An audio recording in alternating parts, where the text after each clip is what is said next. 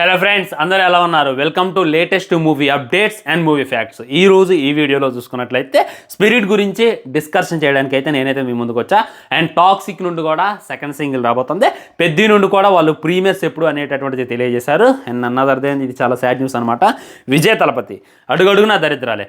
ఎప్పుడైతే పార్టీ పెట్టిండో నేనైతే నా లైఫ్లోనే చాలా అంటే చాలా దరిద్రాన్ని ఫేస్ చేస్తున్నా అని చెప్పిన రోజులు అనుకునేది. కానీ మన విజయ్ తలపతి దరిద్రం ముందు నా దరిద్రం నథింగ్ అబ్బా. అలాగైతే నాకైతే అనిపించింది. వాటన్నిటి గురించి అండ్ కొన్ని అప్డేట్స్ ఉన్నాయి అనమాట. డీటెయిల్గా మాట్లాడేటటువంటి ప్రయత్నం చేద్దాం. వీడియో అయితే చివరి దాకా చూడండి. మ్యాక్సిమం మీకైతే మస్తు ఇంట్రెస్టింగ్గా అనిపిస్తుంది అనమాట.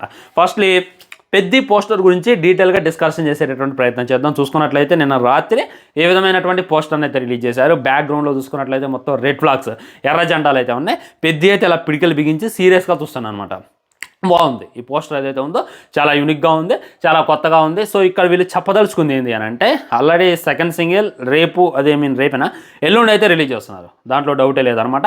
అండ్ ప్రీమియర్స్ అయితే ఉన్నాయో 29 అయితే పడిపోతున్నాయి. మీకు తెలుసు మన 30th సినిమా అయితే రిలీజ్ ఉంది. సో 29 ప్రీమియర్స్, సాయంత్రం ప్రీమియర్స్ పడతాయి. ఇక దాంట్లో డౌటే లేదు.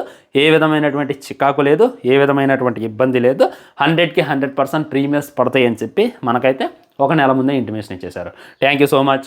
ఎలా అయితే నేను ఎక్స్పెక్ట్ చేయలేదన్నమాట. నెల అయింది, ఇంకో 2 నెలలు ఉంది సినిమాకి అటు ఇటుగా. సో వెయిటింగ్ ప్రీమియర్స్ కోసం. ఇంక ఇబ్బంది పడకుండా మన శంకర వరప్రసాద్కి ప్రీమియర్స్ కోసం ఏ విధమైనటువంటి ఇబ్బంది పడ్డారు, రాజసా ప్రీమియర్స్ కోసం ఏ విధమైనటువంటి ఇబ్బంది పడ్డారు, అలాంటి ఇబ్బందులు ఏమీ లేవు. చాలా అంటే చాలా ఇదిగా ఉంటుంది, చాలా అంటే చాలా కొత్తగా ఉంటుంది. మేము ప్లాన్ చేసామని చెప్పి వాళ్ళైతే ముందు మనకు ఇంటిమేషన్ ఇవ్వడం అనమాట. నాకైతే రామ్ చరణ్ అన్న చాలా హైలైట్గా అనిపించాడు. మీకు ఏ విధంగా అనిపించింది అనేటటువంటిది డెఫినెట్లీ కింద కామెంట్ చేయండి. ఒక్కొక్క పోస్టర్ ఒక్కొక్క యూనిక్నెస్ని క్రియేట్ చేస్తుంది భయ్య.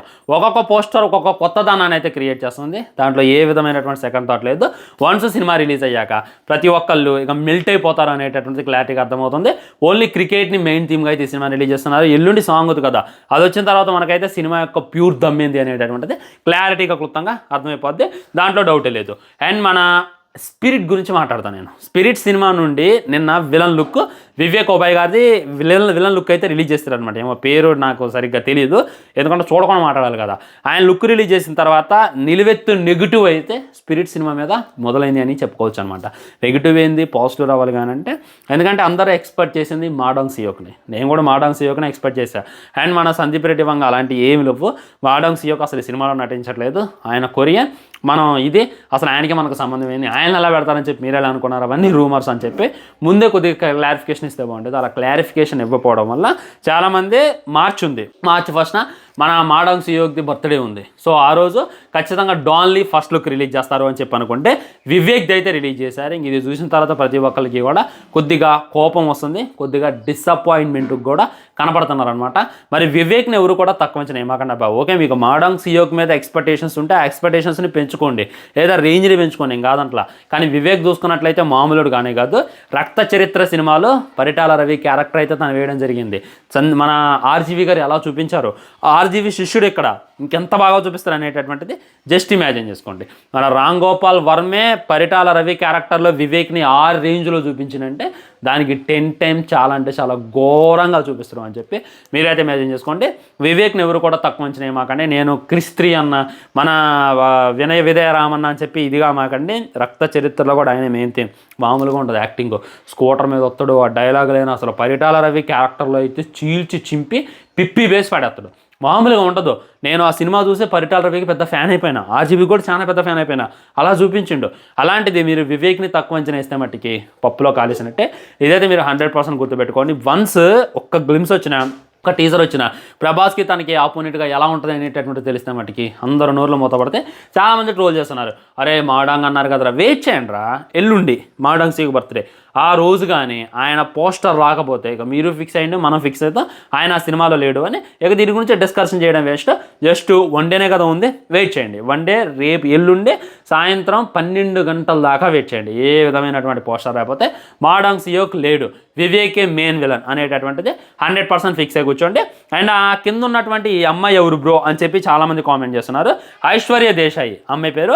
ఇన్స్టాగ్రామ్ ఐడి చూసుకున్నట్లయితే ఇది అసలు ఎలా పట్టకొత్త ఇలాంటి జంబలకడి పెగర్లని చెప్పి నాకే అనిపించింది. ఆనెస్ట్లీ వంగ సాంగ్ సెలక్షన్ అయినా అమ్మాయిల సెలక్షన్ అయినా మామూలుగా ఉండదు.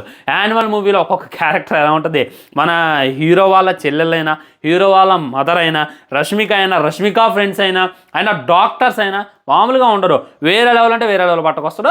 తన గర్ల్స్ సెలక్షన్ అయితే వేరే లెవెల్ ఉంటుంది. అదేవిధంగా ఈ అమ్మాయి గురించి బాగా సెర్చ్ చేస్తున్నారు. అమ్మాయి పేరు ఐశ్వర్య దేశాయి.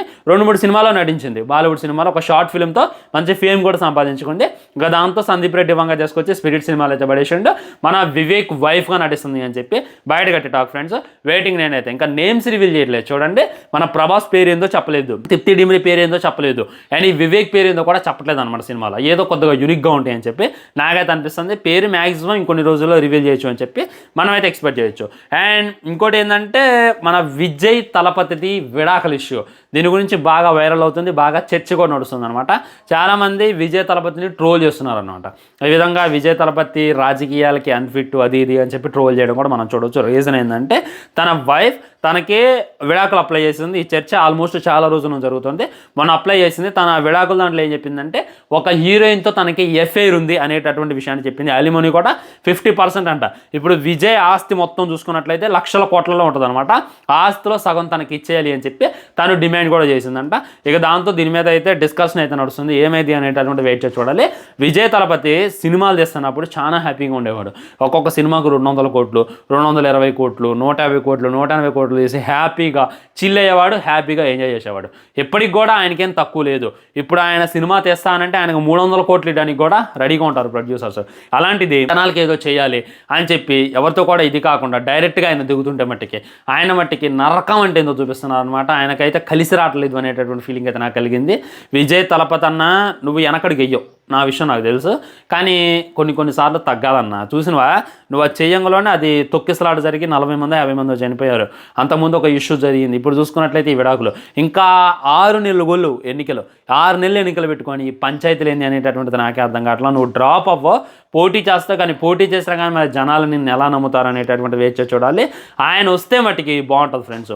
ప్రశ్నిస్తున్నాను అనమాట. ఆయన ఎవరితో కూడా ఇది కాకుండా ప్రశ్నిస్తాడు. ఆయన్ని పొత్తు పెట్టుకొని చెప్పి బీజేపీ అడుగుతుంది, స్టాలిన్ అడుగుతుండు, అయినా కానీ ఆయన పొత్తు పెట్టుకోకుండా సింగిల్గా పోటీ చేసేటటువంటి ప్రయత్నం చేస్తుండే విజయ్. కానీ ఆయనకు అన్ని కష్టాలే. ఇది మరీ బాధ అని చెప్పి నాకైతే అనిపిస్తుంది. అండ్ టాక్సిక్ నుండి తబాయ్ సాంగ్ అయితే ఎల్లుండి రాబోతుంది అనమాట. పెద్ద సెకండ్ సింగిల్ ఏదైతే ఉందో మన టాక్సిక్ నుండి ఫస్ట్ సింగిల్ కూడా ఆ రోజే ఉంది. మన యష్ అయితే ఒక అమ్మాయిని ఎత్తుకుంటూ అమ్మో భయం అవుతుంది. ఆ ప్రోమో రిలీజ్ అయిద్దన్న, ఆ సాంగ్ రిలీజ్ అయిద్దన్న ఇంకా ఎట్టుంటుంది. జస్ట్ టీజర్స్, గ్లిమ్స్ అండ్ ఇంకో టీజర్లోనే అసలు అలా చూపించిండు. మామూలుగా చూపించాను. ఇప్పటిదాకా 3 రిలీజ్ అయ్యాయి కదా సినిమాకి సంబంధించి. 3 కూడా దున్నుడు మామూలుగా అంటే మామూలుగా లేదు. ఇక సాంగ్ వస్తుందంటే మట్టికి ఒక్కొక్కడికి ఉత్సాహం పడుతుంది. ఏం చూపిస్తారో, దాని నుంచిద్దో తీసేసిద్దో, ఏం చేస్తారో అని చెప్పి చాలా అంటే చాలా భయపడేటటువంటి స్టేజ్కి గీతూ మోహన్ దాస్ అయితే మనల్ని అయితే పట్టుకొచ్చింది. నేను కూడా మరీ వెయిట్ చేస్తాను భయ్యా. వామ్మో మామూలుగా లేదు ఈ ఫోజ్ అయితే ఎత్తుకొని. మరి ఎత్తుకుంది ఎవరిని అని అంటే కియారా అని చెప్పి చాలామంది అనుకుంటున్నారు. నేనైతే హీరోయిన్నే అనుకుంటున్నా, దాంట్లో డౌటే లేదు. హీరోయిన్తోనే సాంగ్ ఉంటుంది కాబట్టి హీరోయిన్నే కాబట్టి మెయిన్ హీరోయిన్తోనే అనమాట. లేదా రుక్మిణి వసంత అని చెప్పి కూడా అనిపిస్తుంది. హీరోయిన్ కన్నా కియారా కన్నా రుక్మిణి వసంతతో ఎలాంటి గట్టి సీన్ షార్ట్ ప్లాన్ చేయన్నా మామూలుగా ఉండదు అని చెప్పి నాకున్నటువంటి గట్టి ఫీలింగ్ ఫ్రెండ్స్. ఇదే అనమాట టాక్సిక్ నుండి, పెద్ది నుండి, విజయ్ నుండి వచ్చినటువంటి అప్డేట్స్. అయితే ఇంకొన్ని అప్డేట్స్ ఉన్నాయి, దాని గురించి ఇంకో వీడియోలో మాట్లాడేటటువంటి ప్రయత్నం చేద్దాం. వీడియో లైక్ చేయండి, షేర్ చేయండి, ఛానల్ సబ్స్క్రైబ్ చేయండి. తర్వాత ఇంకో మంచి వీడియోతో మళ్ళీ కలుద్దాం. బై నమస్కార్.